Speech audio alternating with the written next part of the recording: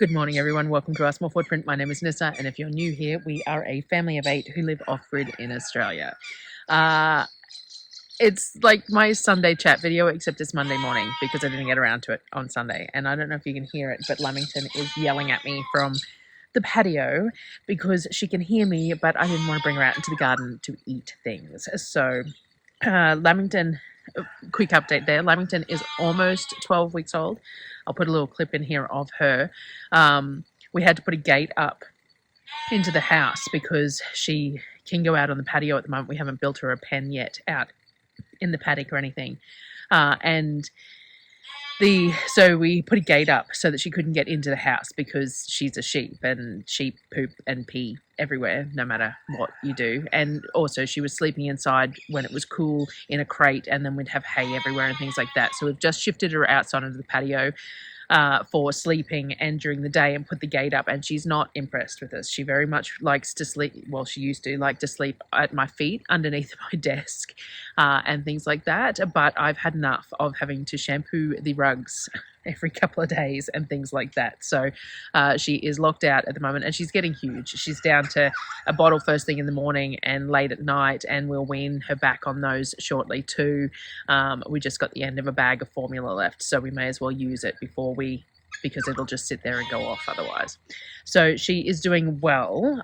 We have to decide whether we're going to purchase some more lambs for her because, you know, we can't put her in a pen on her own. She'd be lonely and it wouldn't work. So we have to decide whether we're going to buy a few more sheep, and the plan being that we'll breed them and we'll cull the lambs for food and things like that, or what we'll do. I'm not real sure, but we can't keep her as a pet on her own. So either that or we return her to the family that we took her from because she needed hand rearing, and she can go back into their flock and just continue being a sheep in their flock. It was a wonderful experience, and she is well loved, but she's also kind of annoying at this point, which is normal for animals that are babies and then aren't babies, and we don't have the right infrastructure set up yet for her, but we will get there. I was just thinking that maybe I could let her out in the second part of the garden. So anyone who's been around for a while knows that this enclosed space of the garden, there's a spot that's not enclosed out there that we were extending to, and lots of things happened and we had a lot of failures. So this year I've not even touched it, and there's grass everywhere. So maybe she should be let out there for some time. Maybe we could set up a rotatable pen in there, and that's all fenced off, which would make it nice and safe, and the dogs are just there. So I only just thought about that. That might be something worth doing. So anyway, that was Lamington. So what other updates did I have for this Sunday? So we were talking about the Ketovore diet a little bit in the last food video, and I got a lot of questions in the comments, so I thought I would cover some of them. So one of the main questions was that Darryl used to not eat dairy, and now he's eating dairy on the Ketovore. So I thought I'd explain that. I did explain that in the comments if somebody, if people saw it. But Darryl's intolerance to dairy is different to the children's intolerance to dairy. So Darryl's intolerance is based on the fact that he had an extreme hospitalization when he was in like his 20s, and from that point forward dairy would cause him a lot of gut issues. He was on medication for reflux and all sorts of things because dairy would cause him issues that he would wake up choking from reflux during the night and things like that. So it was really horrible. He'd have bowel issues and all that sort of thing. So he was off dairy because that was best for him. But last time we did keto, which was before we moved out here. So we're talking 7 or 8 years ago. We did keto for a full probably 6 months when the kids were little. And that was for Darryl's benefit more than anything. And he got off all his medication. So he got off all his reflux medication and everything else. And he could tolerate dairy fine. So we assumed that would be the case again this time. So obviously his gut biome has an issue with adding grains as well as dairy. And if one of them is like with the carbs and the grains and that, because most of the carbs we eat are grains because he's not a fruit eater anyway. So by cutting out those breads and pastas and things like that, obviously something happens in his gut biome and he can tolerate dairy again. So he's not on any reflux meds or anything else, not having any problems other than the standard switching to a low carb diet, problems with bowels, which happens. But other than that, he's doing perfectly fine with dairy reintroduced. So he's excited about that. And we'll probably continue the diet, maybe purely just because that's what benefits. Though, in saying that, I haven't found anything particularly different. People are commenting on my face being less full. I have no idea. I see myself every day. It doesn't make any difference. And I'm not doing the diet for weight loss. That is not my intent for doing the diet. I am doing the Darryl is predominantly trying to lose weight because a lot of his health issues are because he gained a lot of weight in his, his mid 40s, and he was the less activity and bad food choices and portion control and stuff like that. So a lot of his health issues are currently due to having the added weight on. So a lot of this diet is for him to lose weight, and he has lost, I think it's 9 kilos and 8 centimeters or something around his waist, like that, which is pretty normal for a man. Water weight, plus they hold all their weight in their gut and things like that. So he's doing really well in that sense. I haven't weighed myself because I will weigh myself on the scales when I go to mum's, because I generally do every 8 weeks, because I like to make sure that I'm maintaining weight, not gaining, which I haven't in 18 years. I'm the same weight that I was 18 years ago when I fell pregnant with Surreal.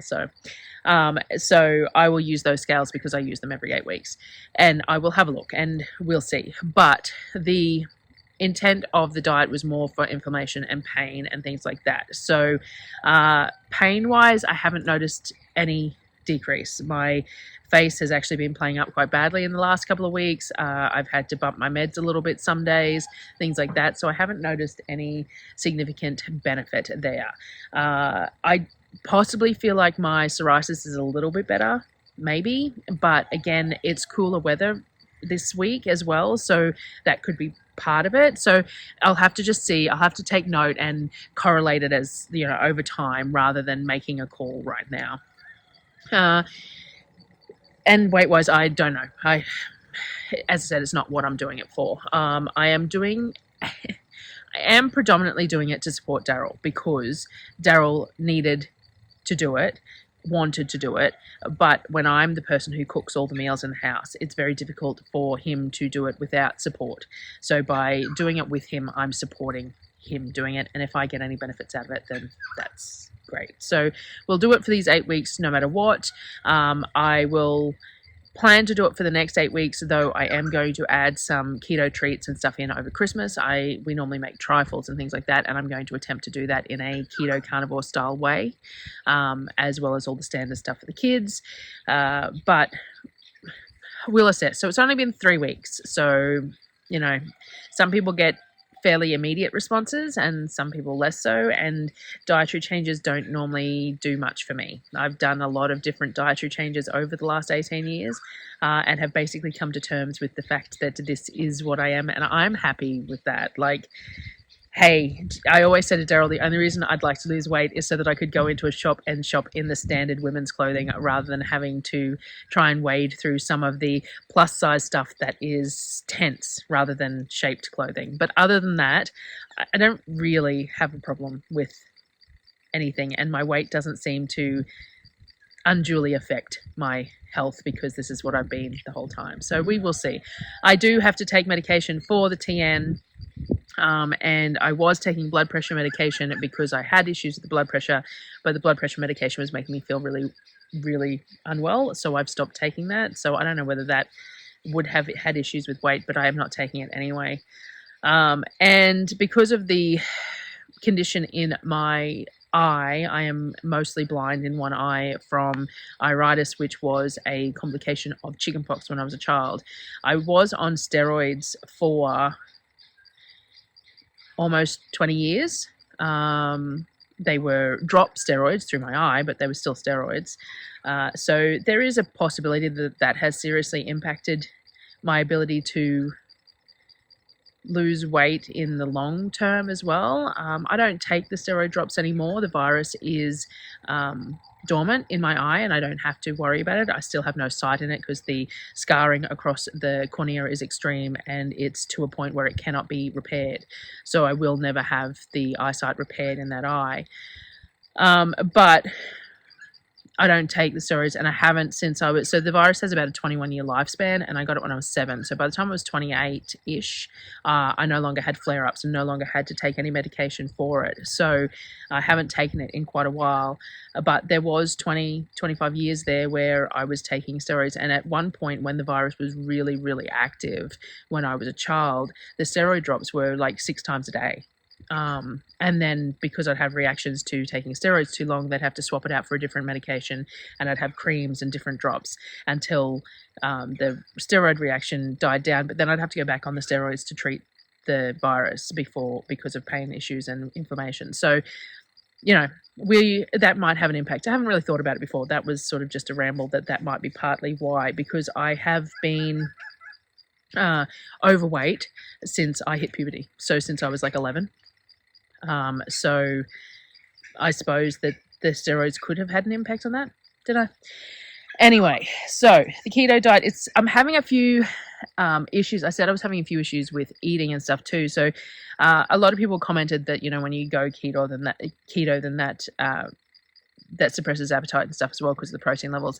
My appetite was not great no matter what. Even before keto, if I'm not cooking something I want to cook, if I'm not feeling okay, I just tend to avoid food. I eat because I make it for everyone else, and then I'll sit down and eat. Or sometimes I don't. Sometimes I make food for everyone else, look at my plate and go, yeah, no, I just don't really want to eat. So my appetite has never been fantastic. You know, I'm like everyone else. If it's a meal that I'm really looking forward to, I really like, I can eat a huge portion of, and that's fine. But sometimes I just don't eat because I just couldn't be bothered. I just don't really feel like it. And that was before keto, even before the higher protein and everything else. So add in the higher protein and stuff, and it's gotten a little bit worse. Now, I don't track macros as such. There was another comment about macros with the keto, not the carnivore style keto, that you don't have to track macros. And no, you don't, to a degree. You are supposed to, like, the theory is that you're supposed to do like 50-50 fat and protein, stay under your 10-gram carbs, all that sort of stuff. So initially I was tracking a lot of that and checking carb counts on a bunch of things because I hadn't taken notice of it before. So it's more knowledge to make sure that I'm staying within scope of the diet, because if I'm not doing it correctly, then what's the point of doing it? It's an expensive endeavor. We have bought a few bits and pieces of ingredients that were expensive, like I bought a bag of egg white powder and a bag of whey protein to use for batters and things like that I wouldn't normally purchase. So I want to do it right. So, and I'm a numbers person. I like data. I like numbers. I like to have set guidelines and things like that. So that's what I've done. So I've tracked macros to a degree just to be aware of what I was consuming and where I was consuming it and things like that. We have, though, mostly just eaten to satiation. Like, it's, you know, someone commented about intermittent fasting. We already pretty much do that. So we only eat lunch and dinner, because I comment that on what we eat in a week, meals all the time, that the kids have breakfast, but we don't generally. I do have a coffee of a morning, and some people will say that breaks a fast. Some people don't. That's differing in opinions, but I do have a coffee of a morning. But then we generally don't eat until lunch, and we have dinner by like 6:30, and then we don't eat again until lunch the next day. So we're already doing sort of that 8-16 intermittent fasting anyway, and have been doing that for a long time. So we've stuck with that too. And we'll just see how we go. Darryl does have some progress pics. I won't show them this particular video, but I will show them by the end of the 8 weeks. He's been taking some progress photos of himself, because he needed that drive. I also need the drive for him to do well on it, because if I'm going to continue to do it and continue to support him doing it and all the rest of it, then someone needs to be getting results. And if I'm not getting results, then he needs to be getting results to help motivate me to continue the work on it and stuff like that.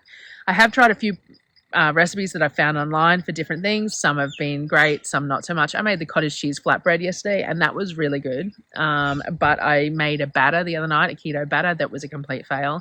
And I made some of the pork panko tortillas. The first lot were okay. The second lot was just not. And I think part of that is I like to try recipes as written initially, and then I'll adapt them. And half the time as written doesn't work for me. And then once I adapt them, it's fine. But I get frustrated with the ones that don't work.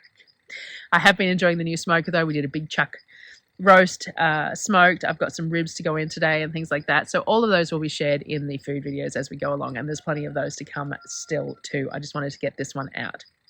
What else are updates? I wanted to share the garden. I'll turn you around in a second. But the zucchini bed is going crazy.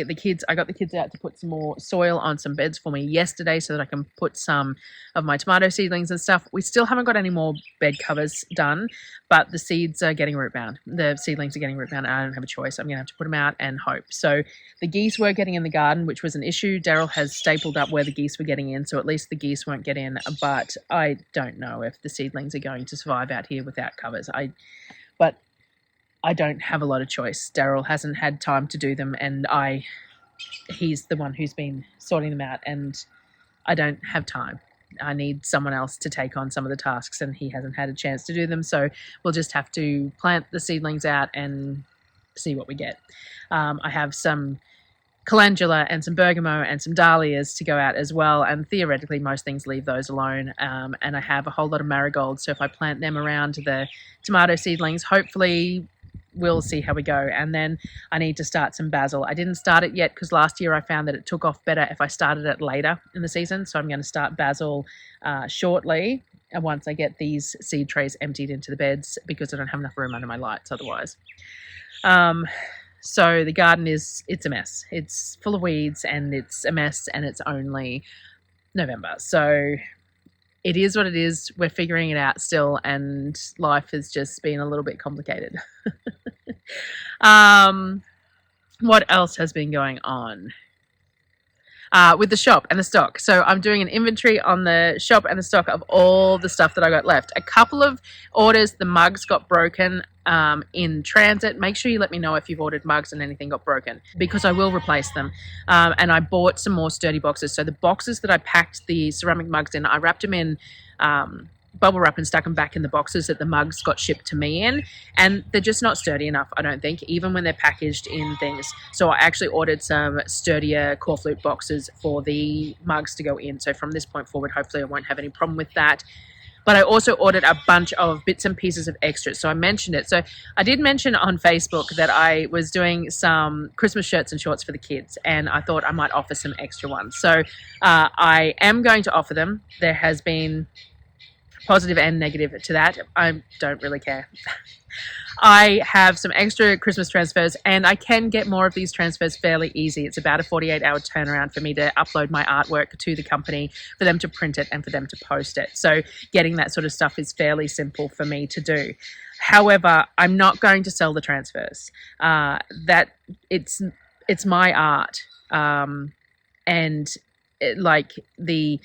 there was comments about the value of the tanks that I'm going to put it on, and the tanks are bought locally. The tanks were Best and Less, I think, and they're great quality. I buy that sort of stuff for my kids all the time, but they're Best and Less. Mind you, they're $4.50 each, and if I was buying blanks in bulk from somewhere, I'd probably be paying the same price. And the blanks would probably be made in the same factory, just without the labeling for Best and Less on them. Like, that's just the way it works. There is no way that I could afford to purchase Australian-made blanks. And there's no way that people would pay for my artwork on Australian-made blanks either, because the cost factor would just be too high. So when you're looking at the value of something that you're selling, so the tanks are $4.50 each, and that's what I've paid for them. I paid a little bit of shipping, but not a great deal. And so when I sell these tanks, I'll probably sell them for, I think, $15, right? And that $10 markup is for my art. It's not marking up the shirt. The shirt was $4.50. That's the cost of the shirt. The $10 is for the fact that I drew that art. I made it viable to be printed, got it printed through a DTF supplier, and then put it on the shirts with a heat press, because it's a DTF print, and DTF prints require pressure and heat at a certain temperature. And yes, I'm sure you probably could do it with an iron. I think there'd be a lot of risk that you wouldn't get it done correctly, but you probably could. But it is supposed to be adhered with a heat press. So I have a heat press for that purpose. And then I'm going to personalize the name. So I'll put the quick photo up again too, but on one side of the pocket, I've got the critter. On the other side, there is the ability to put a name or a word or a year or whatever it is that you want. And so I cut that out of HTV with my laser cutter that does vinyl as well, and I press that as well. So the $10 isn't marking up a $4.50 shirt. It is the cost of my art, my time to do that art, print that art, and things like that. So I just wanted to mention that there, because anyway, so I bought a bunch of different sizes. I just went to the Best and Less website and got what was available in the two colors that I prefer, the pale blue and the pale green. I got the small sizes, so the under 6 sizes are all just the same, just the blue and the green in the same unisex sort of thing. And then the slightly larger sizes, there was a girl's fit and a unisex fit or a boy's fit. So I put them both in there too. I've got the inventory up on the page, but I'm not putting it up live yet. But I put that all up on the site, and I did manage to grab some shorts. There's not enough shorts for every shirt, so they're going to be an add-on. And if you want a short with the matching little critter on the leg, which the kids really enjoyed, so that's why I'm offering it. This was all because I made it for the kids and the kids loved it, so I thought I'd offer it as well, because I'm going to do a sale. So the whole point is that probably from next weekend, so it's sort of a Black Friday sort of a sale, but it's not going to be Black Friday. It probably start next weekend, but we'll see how I go with getting inventory. I've inventoried all my ceramic mugs and the enamel mugs. I cannot get more of those in a hurry. That's all I've got for this year. The ceramic mugs were imports because I really loved that shape, and the enamel mugs are fairly local, but I'm not going to do another wholesale order on those before Christmas or anything. So they will be limited stock of what's left. There is still some smoothie cups in the glass available in the large and the small, and I actually also managed to nab some acrylic ones. So I'm going to do acrylic ones for the kids because they have smashed so many of those glass ones. I don't like drinking out of plastic. I much prefer to drink out of glass. So I bought the glass ones because of that. But the kids prefer to drink, the kids break them. So I bought some acrylic ones, and because I was buying acrylic ones bulk for the kids, because I need 6 of them, I ordered another dozen. So there'll be another dozen of the acrylic ones with the bamboo lids and the straws that look exactly the same as the glass. They're still the same Libby glass style that will go up as well. I also bought some pot holders, like, you know, the oven mitt type things, but the square ones with the little pocket on them, because I needed some and they were there bulk. So I grabbed some for myself to put transfers on, and there will be a few extra to sell. What else was there? I bought some stubby coolers, the neoprene stubby coolers, because my mum and my Auntie Gay use in their bags, so they fold them up flat in their bags and they take it with them to the pubs and stuff. So I bought a couple of those to personalize for them and thought I'd grab some extras as well. There's a few bits and pieces, some little reindeer velvet bags that I just thought were super cute, and I'm going to use for the kids for lollies or whatever for stockings, and I'm going to make little tags for them that are in the shape of an antler. So I'm going to do that for the kids, and then I bought a few extras to offer. I think there was something else. Oh, I didn't want to buy Santa sacks or anything because I'm not real keen on single-use items, but one of the suppliers had like these canvas sack bags, but they're backpacks, like the old... they have the rope style backpacks, but they're the big canvas bags that are blank, and I thought that would be perfect because I can personalize it for the kids and make it like Santa sacks, but then they can use them after Christmas as well. So I got some extras of those when I bought them for the kids too. So there's a few bits and pieces that I bought because I wanted, got extras, and I will offer them up. So I'll get all that inventory going up this week and making sure that that's sorted, and then I can offer it. Now I do have plenty of tote bags left as well. If there's something specific you'd like on a tote bag that I haven't done in a print, let me know, because I am going to have to do a print order this week anyway, because I ran short on a couple of the tote bag logos, the Progress Not Perfection on the tote bag, so I need to do that as well. So if there's anything specific you were looking for on a tote bag, let me know and I'll see if I can figure that out. I have been working on some art. I'm not releasing any more art this year. That's it for the moment. This will be it for Christmas is what's there. And I do have plenty of stickers left. So I will do some discounts on things, but I might start in this sale. I might start throwing in some of those Christmas critter stickers into the orders as well as they go. And we might look at, say, free shipping. So one of the things that I discovered doing the shop as well, and I really should do a bit of a video about like starting my first shop and the things that I learned in Shopify and stuff, because there's lots of bits and pieces that I didn't realize. But one of the things is that I use Australia Post for all my shipping because we're rural. So Darryl has to drive it into the Australia Post for me, and that's fine. And I package everything up. Now, for a start, I ordered a label printer, and it sucked. And the company that I bought it from have been very unpleasant, and I put a PayPal claim in and it has now been returned, but I'm still waiting on a refund, and they're not being very good. And if they still screw me over, then I will name them because I'm really unhappy with it. So I've had to go back to sticky taping printed labels on, and I hate how it looks. I apologize for every parcel that has a sticky tape label on it because it looks tacky. But anyway, but Australia Post has bands of pricing. So when you first open a business account, it costs a set amount. And that's the amount that I use to set the shipping on the website. Now, I've dropped it once already because it just turned out to be a bit lower than it was. And I've refunded some people some shipping overages as well. But what actually happens is that you go up bands the more you spend. So because I've had so many orders in the amount of time that I've had, I've gone up like 4 bands, which gives me a discount on shipping. Not all shipping, like to main, main cities and stuff like that. It drops it a few dollars and things. Ugh, the cat decided to knock my tripod. So I've had some discounts on shipping that I haven't taken into account on the site's shipping rates because it's not going to stay that way. Like, I had so much spent on shipping because it was the launch and everything else.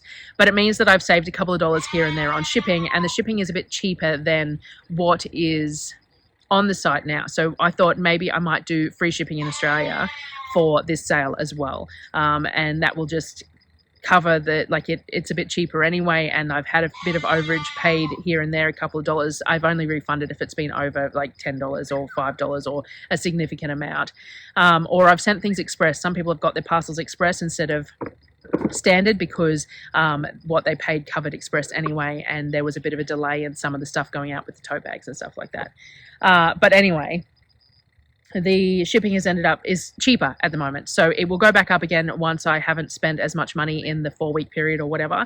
But for the moment, it's cheaper for me. So maybe I will do a free shipping promotion for people, maybe only if it's over a certain spend. Give me some, let me know in the comments what you think I should do, or whether I do a site-wide 10%, 15% discount or whatever. A lot of the things are already heavily discounted if you purchase more than one. So like the stars end up being, I think it's 30% off if you buy more than 8, because I really hated as a large family not being able to buy bulk of things, and because it just cost too much when they were full price. So the name tags, the stars, the mugs, the smoothie cups, all of those get quite heavily discounted the more you buy.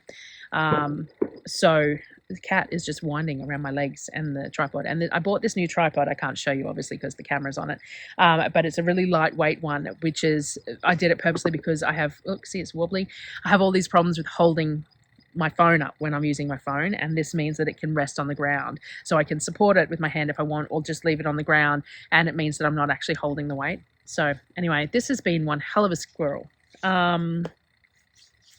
So yeah, I think I've covered everything anyway. I think I've covered all the new and the changes and things like that. So let me turn the camera around, give you a quick run through the garden. I won't talk. I think I'll just run it as part of the last of the tunes, just this zucchini bed that's doing well, and the cucumbers and that. And I will see you on the next video, which will be a food video. So can you please, in the comments, put anything you want feedback on the shop sale that I'm going to do from like this weekend, or I'll let you know when I know what date I'm going to launch it. I need to make sure that the inventory is correct. I wanted to take some more photos of the critters on mugs and stuff that don't have hats on them, because I did a whole bunch of photos with the critters with hats, but obviously post-Christmas people are going to be more inclined to want the critters without hats. So I need to get those photos done.